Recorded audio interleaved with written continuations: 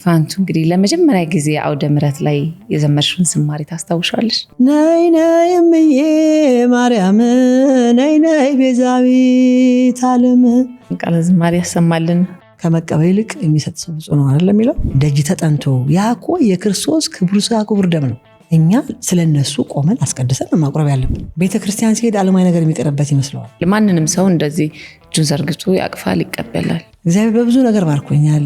አምለሰትዬ ቅዳሴ ነው ከልጅነት ጀምሮ የምወደው። ከዛ በኋላ የፋንቱ ህይወት እንደው ወደ ትዳር ዓለም ገባው። ትዳሩን የሚያጸናው እግዚአብሔር ነው። እግዚአብሔርን ከፈራሽ ምንም አይነቃነቅም።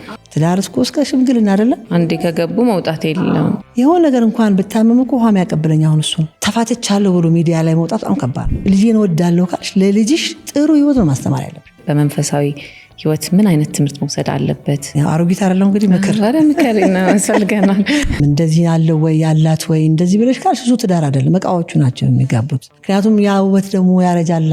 እኔ ሳገባ በ7 ብር ሰሌን ነው 7 ብር ሰሌን የምትነጠፍ የራስሽን እናት ትዳር ላይ መግባት የለበት። ቢያጠፋም ቀጥቶ የሚመልስልኝ እግዚአብሔር ነው ብዬ ነው ማለት። አሳልፎ ሁሉን ነገር ንግግር ምኑ ከእግዚአብሔር ጋር ማድረግ ነው። ሰፊ እጅ አለው እግዚአብሔር፣ አይጎልበትም። ስንት ልጆች ወለዳችሁ ከባለቤትሽ ጋር? ያው እናቶቻችን እኮ ልጅ ስንት ነው ስትይ አይቆጠርም ይባላል አይቆጠርም ይላሉ እናቶቻችን።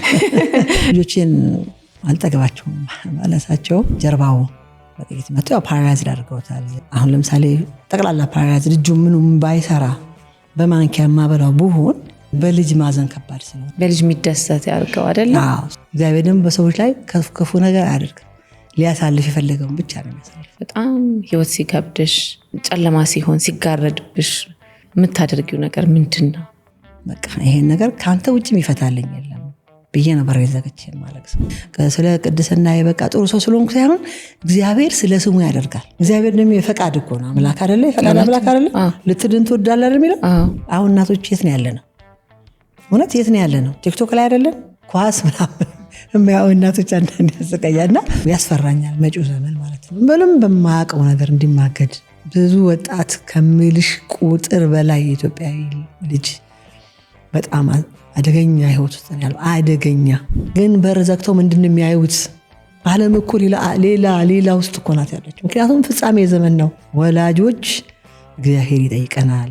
አንደበት የሚያወጣ የምስጋናን ቅኔ የአምላክ ማዳን አይቻለሁ ባይኔ